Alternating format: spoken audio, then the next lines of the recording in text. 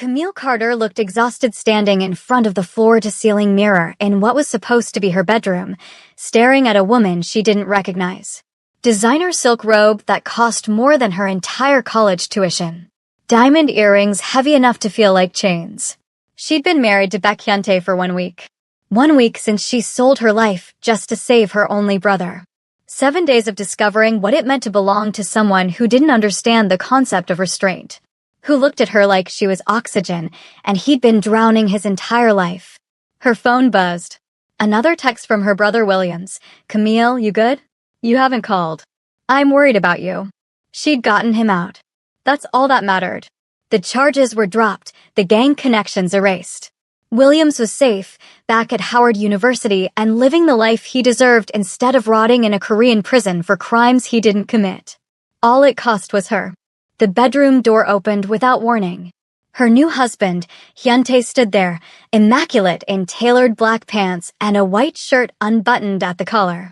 28 years old and already running half of Seoul's underground empire. Beautiful in that dangerous way that should come with warning labels, sharp jawline, intense dark eyes, perfectly styled hair that her fingers had destroyed hours ago.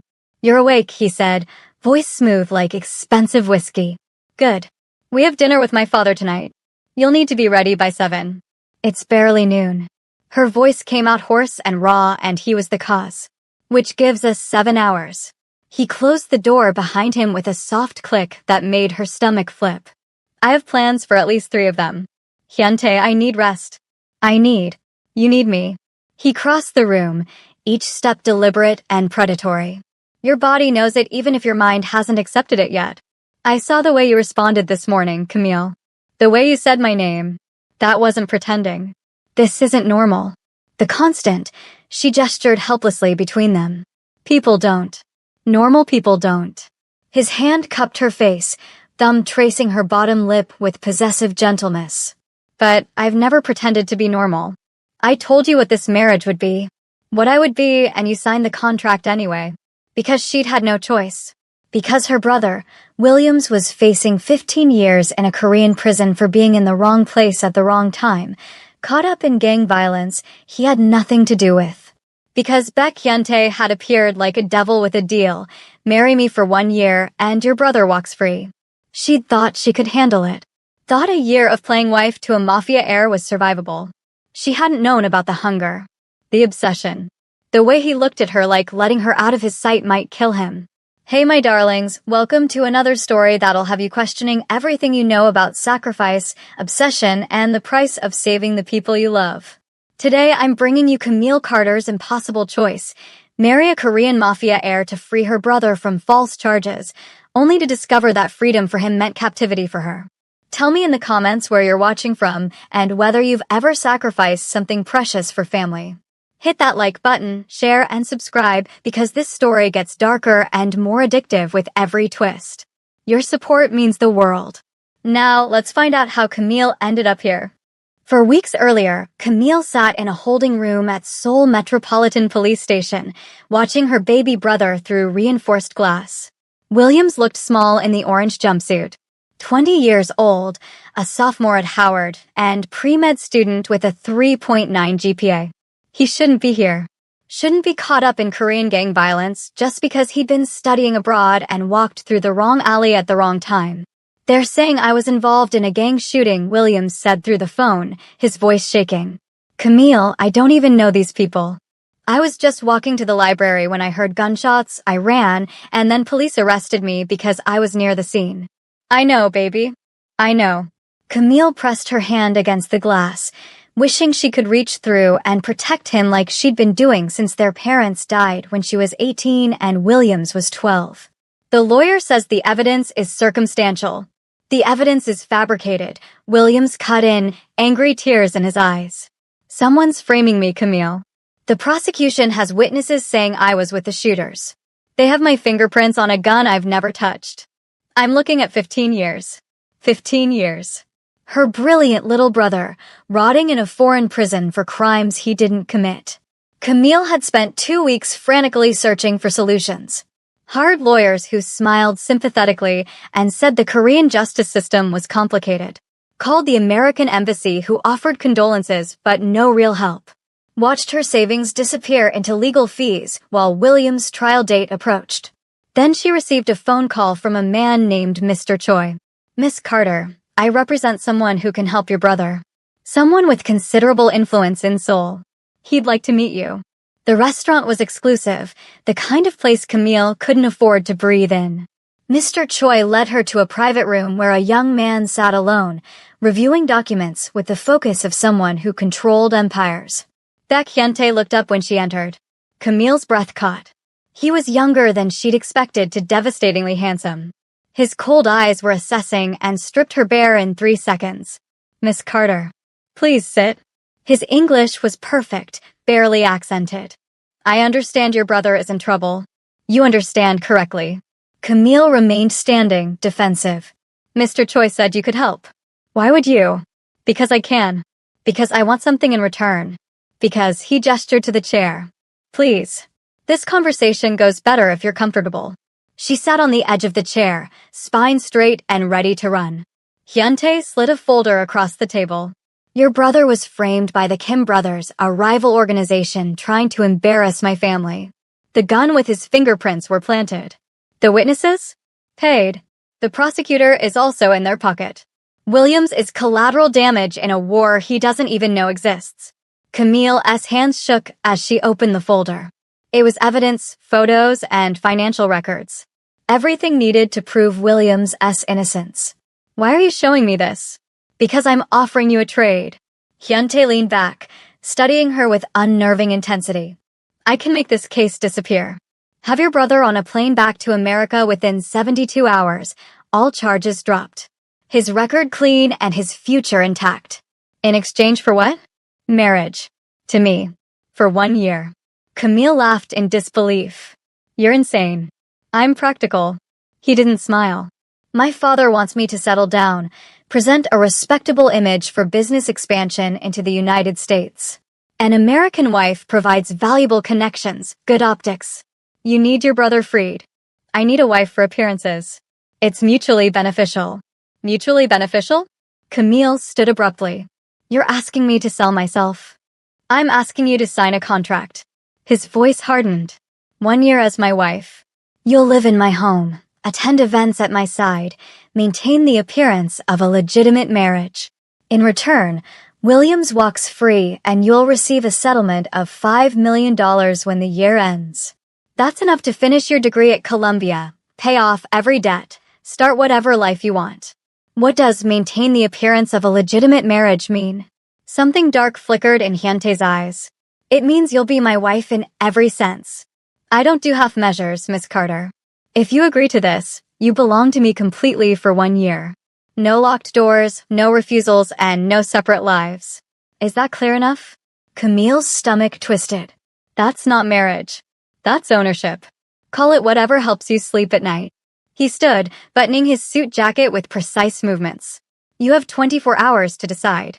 After that, Williams's trial proceeds. The evidence I have disappears and your brother serves 15 years for crimes he didn't commit. Your choice. That night, Camille called Williams. Told him she loved him and told him to trust her. Assured him everything would be okay even though she had no idea if she was lying. The next day, she signed Baek Hyuntae's contract with shaking hands and a prayer that she was strong enough to survive whatever came next. What Camille didn't know, what she couldn't have known, was that in a penthouse office across Seoul, Baek Hyuntae was reviewing her file with his head of security. Background is clean, Minesio reported. Camille Carter, 26, psychology major at Columbia, working on her PhD. Parents died 8 years ago. She's been raising her brother since. No criminal record. What about romantic history? Hyuntae asked, eyes fixed on Camille's photo. Just one long-term boyfriend in college that ended 3 years ago. A few casual relationships since. Nothing serious. Good. Hyuntae closed the file. Make sure the apartment we provide is comfortable. Top floor of the East Wing with full surveillance. Sir, forgive me, but why her? You could have any woman. Why go through this arrangement? Hyuntae was quiet for a long moment. Because I need someone desperate enough to stay. Camille Carter is desperate but honest. She'll hate me, probably, but at least it'll be real. Not some fake affection just to gain something.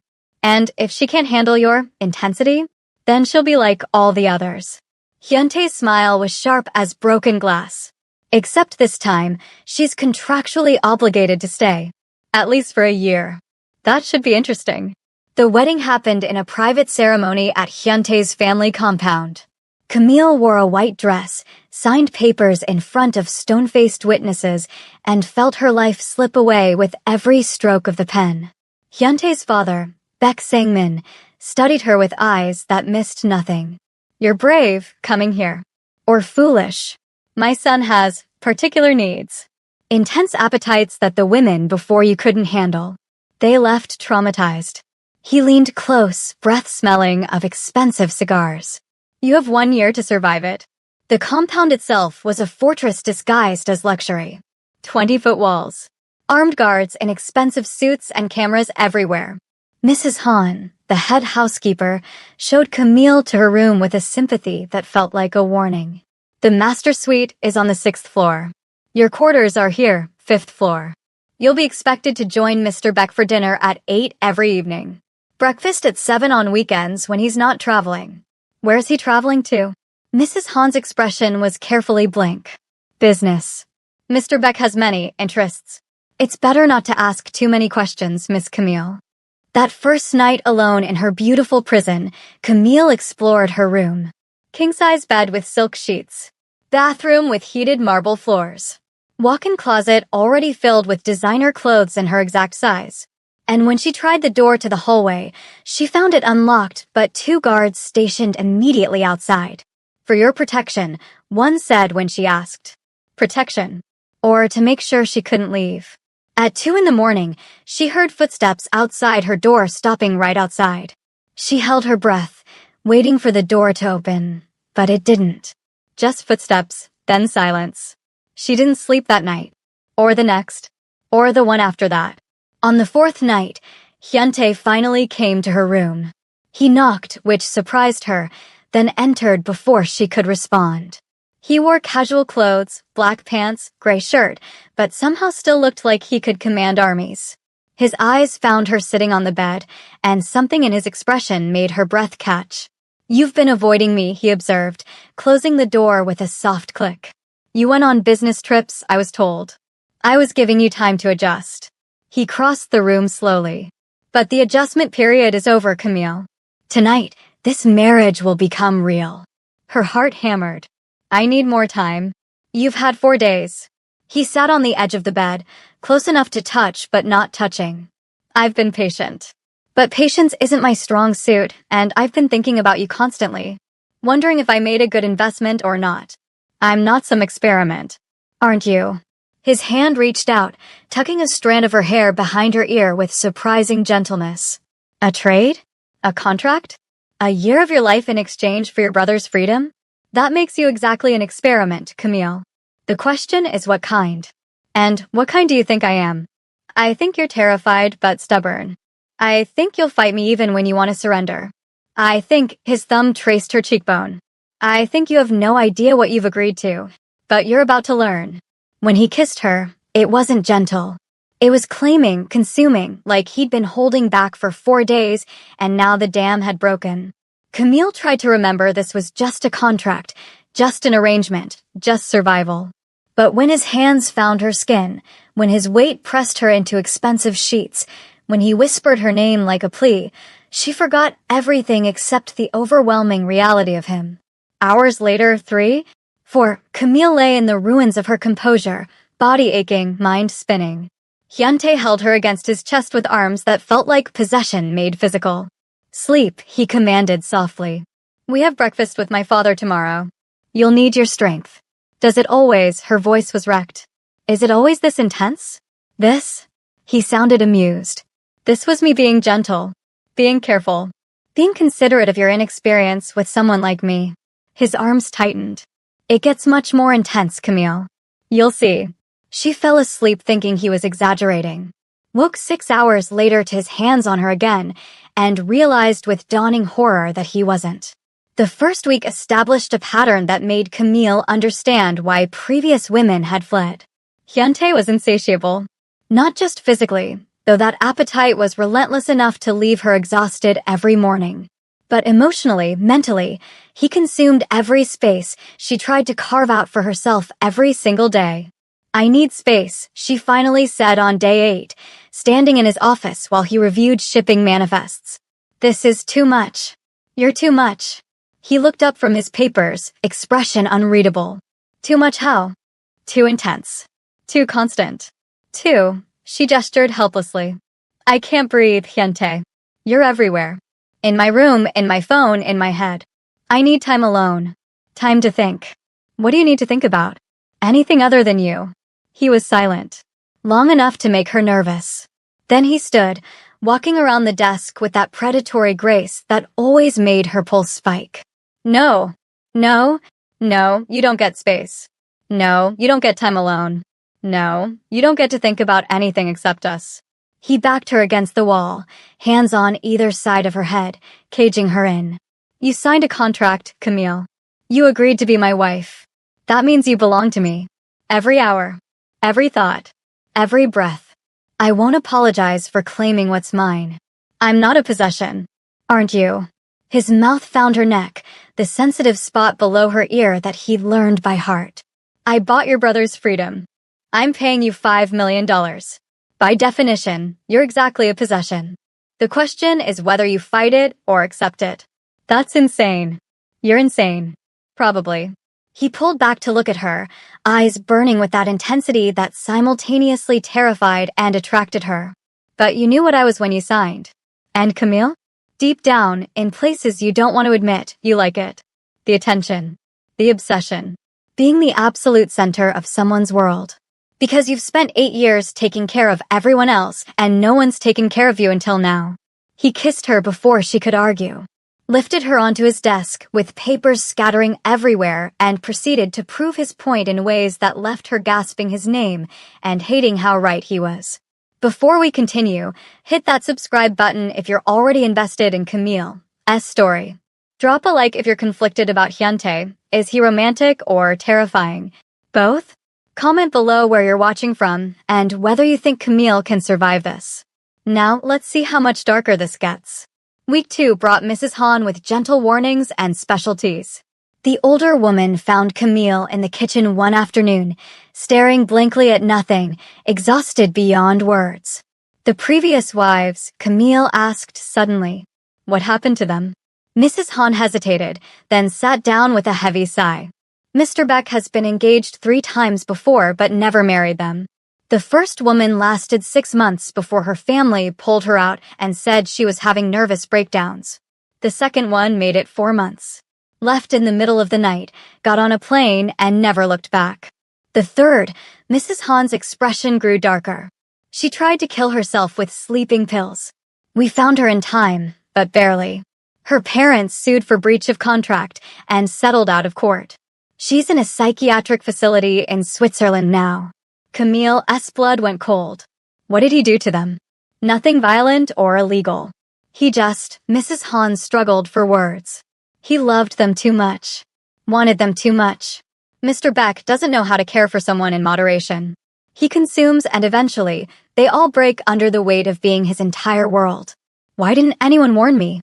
Would you have believed us? Would it have changed your decision? Mrs. Han's eyes were sad. You signed that contract to save your brother. You would have signed anything. We all knew that. That night, Camille tried to establish boundaries. I need 2 nights a week alone. In my own room by myself. Hyuntae looked at her like she'd spoken a foreign language. They were in his bedroom, their bedroom now, since he'd moved all her things there without asking, and he was unbuttoning his shirt after a business dinner. No, it's not a request. It's a requirement. And I said no. He crossed to her, cupped her face with hands that could be gentle or firm depending on his mood. I need you every night, Camille. Not some nights. Every night. When I close my eyes, you're there. When I wake up, you're there. That's not negotiable. That's not healthy. I never claimed to be healthy. His thumb traced her bottom lip. I claim to be obsessed. There's a difference. Healthy would be letting you have space, respecting boundaries, giving you freedom. But I can't do that. I won't do that. Because the thought of you sleeping somewhere else, in another room, without me, his jaw clenched. It makes me want to burn the entire compound down just so there's nowhere else for you to go. You need help. Therapy. I have you. That's all the help I need. Week 3 brought the first real test. Hyuntae had business in Busan for 3 days. He wanted Camille to come. I can't, she said firmly. I have video calls scheduled with Williams. He's worried about me. I need to show him I'm okay. Reschedule them. No. Hyuntae, I haven't seen my brother in 3 weeks. I need to talk to him alone. Without you hovering. Something dangerous flickered in his eyes. You want to be alone with your brother? I want one video call without you listening to every word. Fine. He stood abruptly. But I'm installing cameras in your room. And I'll be watching. That's insane. That's the compromise. His voice was steel. Either I stay here with you or I watch from Busan. Your choice. She chose the cameras because at least he'd be physically gone. It felt like a victory until she realized 3 days without him meant 3 days of constant video surveillance, hourly check-in texts, and phone calls every evening that lasted until she fell asleep with him still on the line. The separation seemed to break something in him. When he returned from Busan, Hyuntae was different. More intense, more possessive. He made love to her like he was branding ownership, like 3 days apart had been 3 years, like he was making up for lost time with compound interest. Don't ever make me leave you again, he whispered against her throat, hours into their reunion. Do you understand? You're not optional anymore, Camille. Week 4 brought an observation that terrified her more than anything else. She was adapting. Her body had learned his rhythms. Started craving his touch during the hours he was gone. She'd catch herself checking her phone for his texts, feeling empty when they didn't come. Looking forward to dinner because it meant seeing him. Stockholm Syndrome, she told herself firmly. Trauma bonding. Classic psychological response to captivity. But it felt like more. It felt like drowning and not wanting to be saved. One night, alone in their bathroom while he slept, Camille realized she's losing herself. She don't recognize the woman in the mirror. She wears clothes he picks out, eats food he orders, sleeps when he allows it, exists in the spaces between his demands. And the worst part? She's starting to like it. Starting to crave the intensity she should be running from. The bathroom door opened. Hyuntae stood there, hair tousled from sleep, eyes alert despite the hour. What are you doing? Nothing, she answered. Just processing. Let me hear it. It's nothing. He crossed the bathroom in 2 strides, hand extended. Camille. No, you don't get access to everything. His expression shifted, hurt flashing across his features before shuddering behind cold control. You want to leave? I'm processing my feelings. His voice dropped dangerously low. Do you really think I'm that stupid? That I don't know you're looking for an exit. I signed a contract for 1 year. Of course, I'm thinking about after. No, he backed her against the sink, hands on either side of her, trapping. You don't get to plan your exit while you're still here.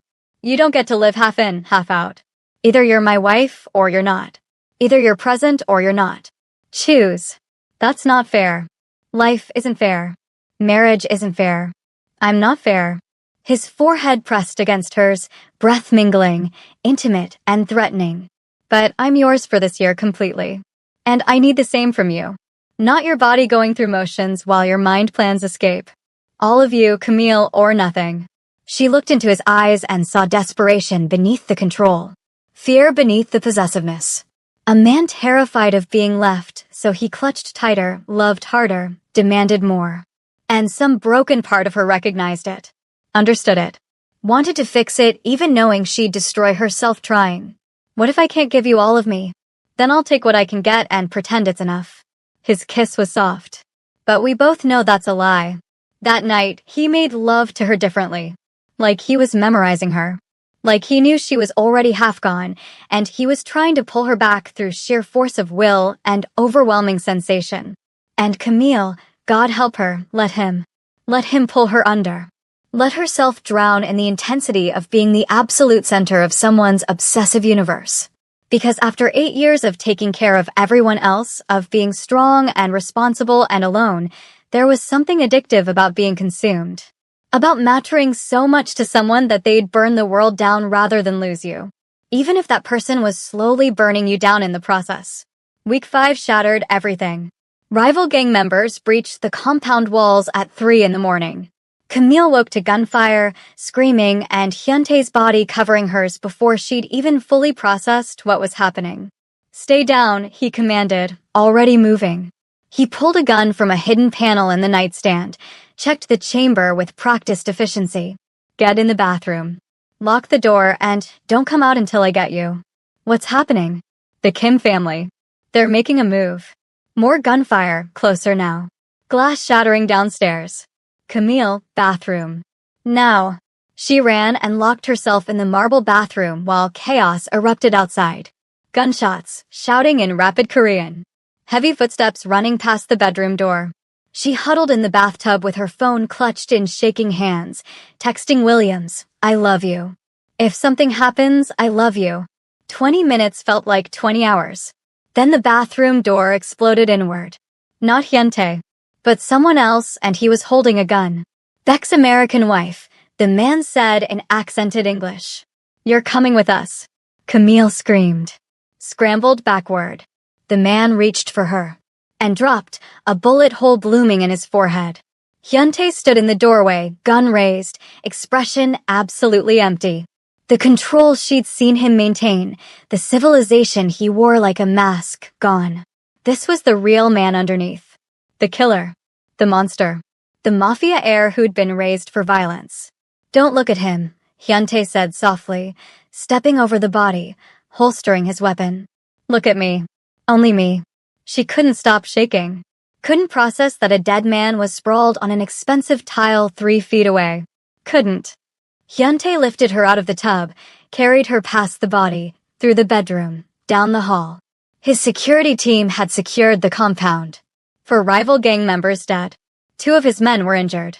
He took her to a safe room she didn't know existed, locked them in together, and finally set her down. "Are you hurt?" His hands moved over her, checking for injuries with clinical precision. "Did he touch you? Did anyone?" "You killed him." Her voice sounded far away. "Right in front of me. You just..." "I'd kill 1,000 men to keep you safe. No hesitation nor remorse. Do you understand? There is nothing I wouldn't do, no line I wouldn't cross, no law I wouldn't break to protect you. This is your world. Violence, death, this is what you are." "Yes." He cupped her face, forcing her to meet his eyes. "This is what I am. This is what you married. And Camille? This is what keeps you alive. My violence. My absolute refusal to let anything hurt you."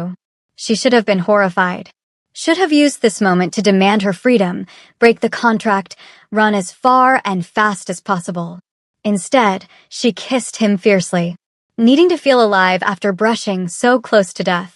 And Hyuntae responded like a man starving, like nearly losing her had broken whatever careful control he'd been maintaining. They made love on the floor of the safe room, surrounded by weapons and emergency supplies, and it was raw and desperate and more honest than anything before. Because the masks were gone, the pretense stripped away. This was who they were, a woman trying to survive and a man trying to keep her even if it meant consuming her completely. Hours later, wrapped in blankets, Camille finally asked the previous women, "Did this happen to them?" "No. This is the first time anyone's breached the compound in 5 years. The Kim family is getting desperate." He tightened his arms around her. "But they've made a critical mistake. They've shown me how vulnerable you are. And now I have to fix that." "Fix it how?" "By never letting you out of my sight again." She pulled back to look at him. "Hyuntae, that's not possible. I'll make it possible. Renovate the compound. You'll have a bodyguard team. Anywhere you go, they go. And when I travel, you travel with me. No more separations. No more distance. I can't protect you if you're not close. That's not protection. That's imprisonment. Call it whatever helps you sleep." His eyes were hard yet determined. "But I will not lose you. I will not attend your funeral because I was careless about security. I will not," his voice cracked. "I can't lose you, Camille. I can't." The vulnerability beneath the obsession broke something in her. Made her see him differently. Not just the controlling Mafia heir, but a man terrified of abandonment. Terrified that everyone he cared about eventually left, so he held tighter and tighter until they had no choice but to flee. "I'm not going anywhere," she heard herself say. "I'm right here. For now. But the contract expires in 47 weeks. And then you leave. You take your $5 million and disappear from my life like I'm a bad memory you're erasing. That was the deal. Fuck the deal." He pulled her close again, face buried in her neck. "I want you to stay. Really stay. Not because of a contract, but because you want to. Because he stopped. Couldn't say it. Because you love me," Camille finished silently. That's what he meant. That's what he couldn't say because saying it would make him too vulnerable, would give her too much power. But the truth was written in every obsessive gesture, every controlling demand, every moment of overwhelming intensity. Baek Hyun-tae loved her. The question was whether Camille was falling for him too, or whether her mind was just adapting to captivity by reframing prison as paradise. She didn't have an answer. Wasn't sure she wanted one. In the days after the attack, Hyun-tae's obsession reached new heights. He had her moved into his personal office during business meetings so she'd be in his sightline. Installed her in the corner of his gym so he could see her while working out. Had meals delivered to wherever he was working so they could eat together. "This is too much," she finally exploded during week 6. "I can't even shower without security outside the door. I can't breathe without you knowing about it. This isn't marriage, Hyun-tae. This is surveillance." They were in his office late at night. Just the two of them. He looked up from contracts he was reviewing with that infuriating calm that made her want to scream. The Kim family is still a threat. The Kim family hasn't made a move in 2 weeks. Because they're planning their next one. He set down his pen, giving her his full attention. "Camille, you don't understand how this world works. The attack wasn't random. They wanted to take you to use as leverage against me. And they'll try again. So yes, you have security. Yes, I watch you. Yes, I keep you close. Because the alternative is you dead or kidnapped, and I'd rather you hate me for being controlling than mourn you for being careless. I can't live like this. I'm going insane. Then go insane." His voice hardened. "But you're going insane safe. Under my protection. In my sight. What about what I need? What do you need, Camille?" He stood, circling the desk to stand in front of her. "Tell me. What do you need that I'm not giving you?" "Freedom. Choice. The ability to make one decision without you overriding it. To exist as my own person instead of an extension of you." Her voice broke with frustration. "I need to feel like Camille Carter still exists somewhere underneath all of this." Something flickered in his expression. "Pain, maybe. Or understanding. Come with me." He led her through corridors she'd never seen, down to the 3rd floor she'd been told was restricted. Used a keycard and biometric scan to open heavy doors. Inside was a massive library. It was beautiful with floor-to-ceiling windows overlooking Seoul's night skyline. "This is yours," he said quietly. "Your space. I'll stay out unless you invite me. No cameras, no surveillance, just yours." Camille walked through the room, touching leather-bound books, running her fingers over a desk positioned perfectly to catch natural light. Art supplies. A laptop. Everything she'd mentioned missing from her old life before the marriage. "Why?" "Because you're right. I'm consuming you. And if I don't give you space to breathe, you'll suffocate." He stayed by the door, hands in his pockets, looking almost uncertain. "I don't know how to love people in moderation, Camille. Everyone I've ever cared about has left because I hold too tight. My mother left when I was 7 because my father was obsessive. The women I tried to marry all fled. And you," he stopped. "You're the first person who didn't run in the first month. But I can feel you wanting to. So this is me trying. Badly. But trying." Camille turned to face him, this beautiful, damaged man who loved like wildfire. "I need 2 afternoons a week alone. No check-ins. No texts. Just silence." His jaw clenched. Every instinct screaming against it. She could see the war in his eyes. Okay. Tuesday and Thursday afternoons. 3 hours each.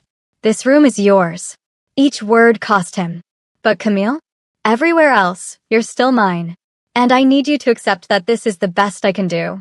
This is my compromise." It wasn't enough. Wasn't healthy. Wasn't normal by any definition. But it was something. A crack in the absolute control. An admission that he knew he was destroying her and wanted to stop, even if he didn't know how. Okay, she whispered. We try. The next Tuesday, Camille spent 3 hours alone in her library. No interruptions. No texts. When she emerged, Hyuntae was waiting in the hallway, looking like those 3 hours had been 3 years. How was it? He asked, falling into step beside her. Good. I read a lot. Thought about things and remembered who I used to be. And? Did you like who you used to be better? Dangerous question. Honest answer? I don't know. She seems like a stranger now. Like someone I was pretending to be before I met you. His hand found hers squeezed. Is that bad? I don't know that either. Week 7 brought another shift. Williams video called unexpectedly, catching Camille during dinner with Hyuntae. Hey sis, sorry, I know it's late there, but Williams stopped, seeing Hyuntae in frame. Oh. Hi. I can call back. No, it's fine. Camille glanced at Hyuntae, expecting him to make an excuse to listen. Instead, he stood. I have calls to make. Take your time. He pressed a kiss to her temple. I'll be in my office. He left. Actually left. Gave her privacy without being asked. Okay, who is that and what did he do with your controlling husband? Williams asked when they were alone. He's trying. Learning boundaries, sort of. Camille, real talk. Are you okay? Like, actually okay? You look tired and different. She wanted to lie. To protect him from the truth about what she'd sacrificed for his freedom. But looking at her baby brother, healthy and safe and back at school, made the cost feel almost worth it. I'm surviving. Some days are hard. Some days are, she paused. Some days aren't as terrible as I expected. He's complicated, Williams. Not evil. Just damaged and obsessive and doesn't know how to love people without consuming them. That doesn't sound healthy. It's not. But 9 months and 3 weeks from now, I'll be free. $5 million and my life back. That's the plan. Williams was quiet for a moment. And what if you don't want to leave when the year's up? That's ridiculous. Of course I'll want to leave. Camille, I can see your face. The way you talk about him. You're falling for him. I'm not, I'm adapting. Stockholm Syndrome. Or maybe you found someone who sees you. Really sees you. And yeah, he's obsessive and controlling, but for 8 years you've been invisible. Taking care of me, taking care of everyone, being strong for everybody else. Maybe being the center of someone's world feels good even when it's overwhelming. After they hung up, Camille sat in the empty dining room thinking about her brother's words. Was she falling for Hyuntae? Or was she just so starved for attention, so exhausted from always being strong, that his obsession felt like love? She found him in his office an hour later, still working through contracts. Williams says I'm falling for you, she announced from the doorway. Hyuntae's pen stopped moving. Are you? I don't know. How do you tell the difference between real feelings and psychological adaptation to captivity? Maybe you can't. Maybe it doesn't matter. He set down his pen, giving her his full attention. Does it change how you feel? Shouldn't it?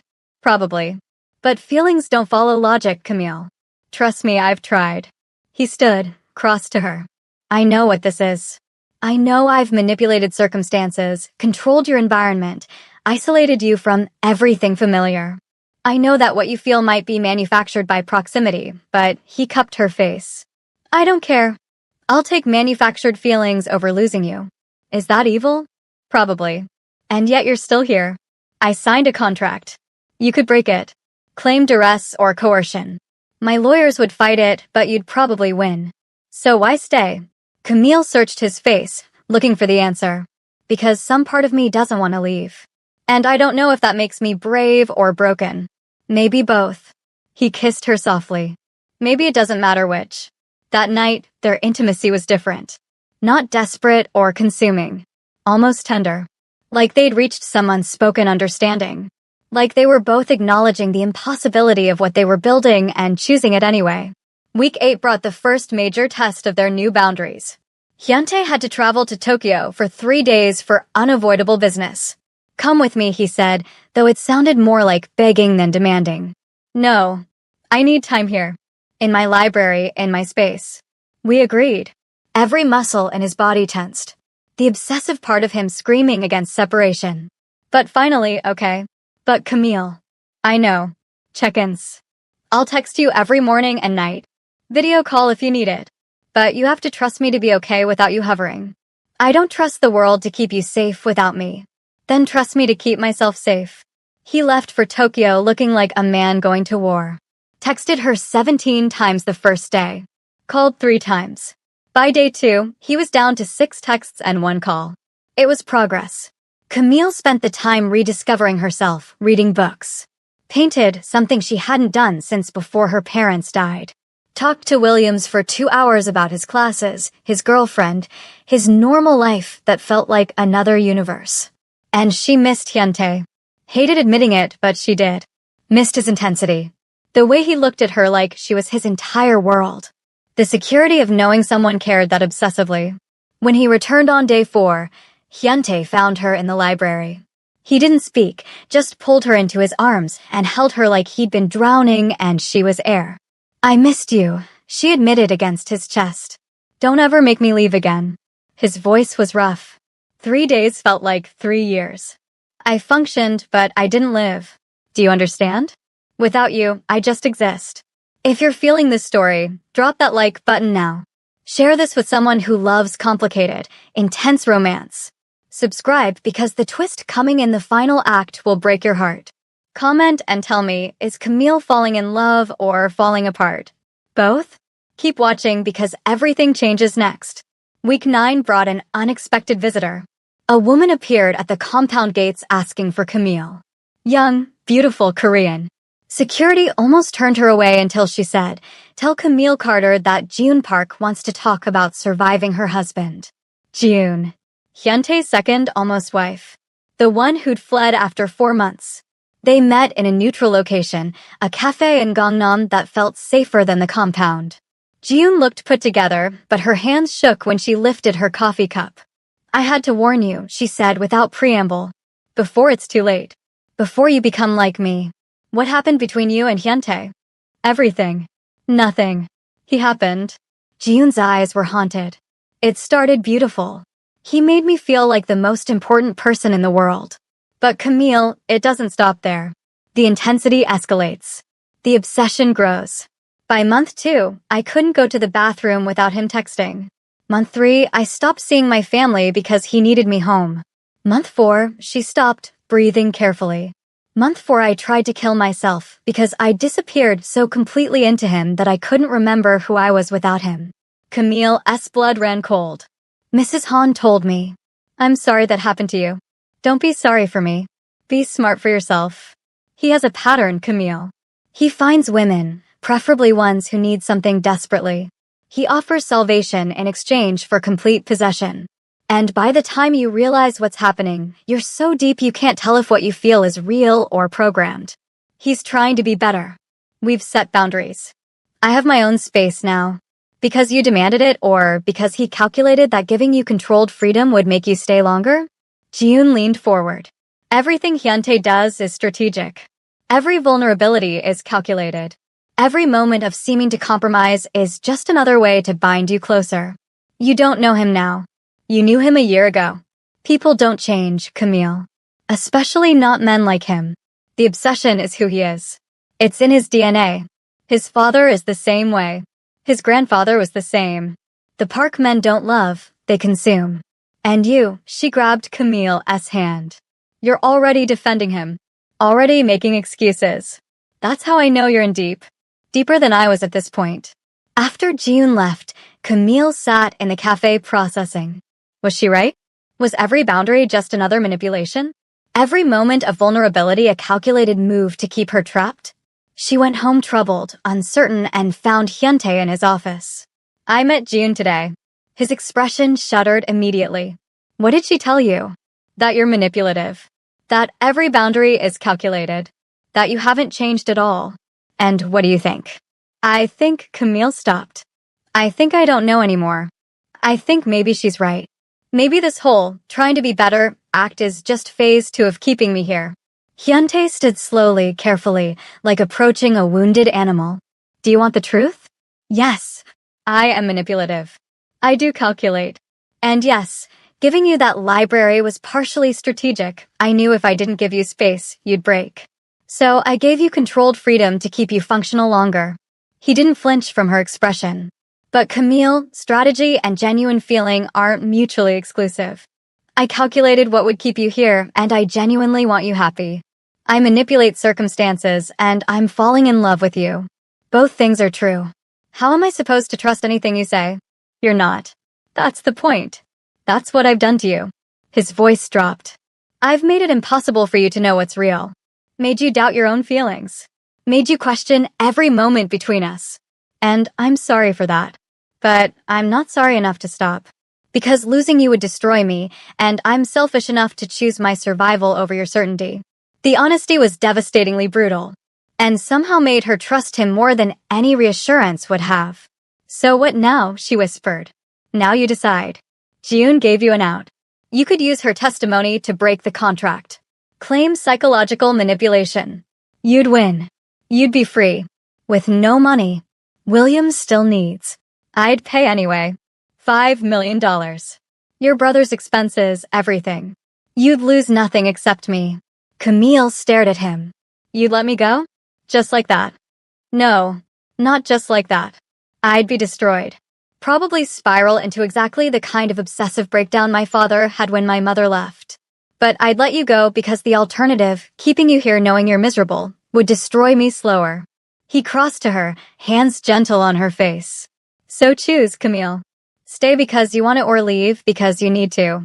But choose knowing I'll survive either way. Barely, but I'll survive. She looked into his eyes and saw the truth. He would let her go. Would probably never recover. But he'd do it if she asked. Tell me something, she said quietly. If I stay, if I choose you knowing everything, how do I know you won't just manipulate me forever? You don't, he admitted. I'll probably always strategize. Always calculate. It's who I am. But Camille, I swear I'll try to let you see the strategy. Try to give you real choice even when every instinct screams to control everything. Try to love you like a partner instead of a possession. Try isn't good enough. Then tell me what is. Tell me what you need. Therapy. Real therapy. With a doctor I choose and sessions I control. Done. Access to your files. All of them. I see every plan, every strategy, every manipulation before you execute it. His jaw clenched. Giving up that control clearly hurt. Okay. And if I stay, it's not as your wife anymore. It's as your equal. Your partner. Someone you consult, not control. Can you do that? I don't know. But I'll try. Every day. For the rest of my life if you let me. Camille made her decision. Not because the manipulation hadn't happened. Not because she trusted him completely. Not because this was healthy or normal or anything resembling a functional relationship. But because despite everything, the plans, the control, the systematic destruction of her autonomy, some part of her had fallen for him. The real him beneath the strategy. The damaged boy who'd watched his mother leave and learned to hold so tight people suffocated. The man trying desperately to be better even when he didn't know how. That's when Camille realized something terrifying. She didn't want to leave. Not because of the money. Not because of the contract. But because somewhere in 9 weeks of intensity and obsession and overwhelming consumption, she'd started needing him too. I'm staying, she said. Not because you're manipulating me. Because I choose this. The impossible, complicated, probably unhealthy mess of what we are. His kiss tasted like relief and desperation, and something that might have been love if either of them were brave enough to name it. 6 months later, they sat across from Dr. Min, the therapist Camille had chosen. An independent, tough, and unwilling to tolerate Hyuntae's manipulation tactics. So Camille, Dr. Min said during their weekly session. 6 months after discovering the truth, how do you feel about your choice to stay? Conflicted. Some days I think I made the right choice. We're better together now. More honest, more equal. Other days I wonder if I'm just experiencing advanced Stockholm Syndrome with extra steps. And Hyuntae? Have you maintained the transparency you promised? Mostly. He glanced at Camille. I've shown her 3 strategies I wanted to use to keep her happy. She vetoed 2. But I'm learning that her happiness doesn't require my management. That's progress. But mostly concerns me. What aren't you showing her? Hyuntae was quiet.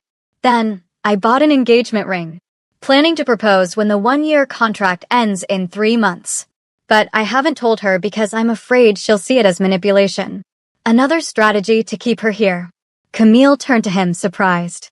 You want to really marry me? Not as contract. As real marriage. I want forever with you. But Camille, I don't know how to ask without it seeming like control.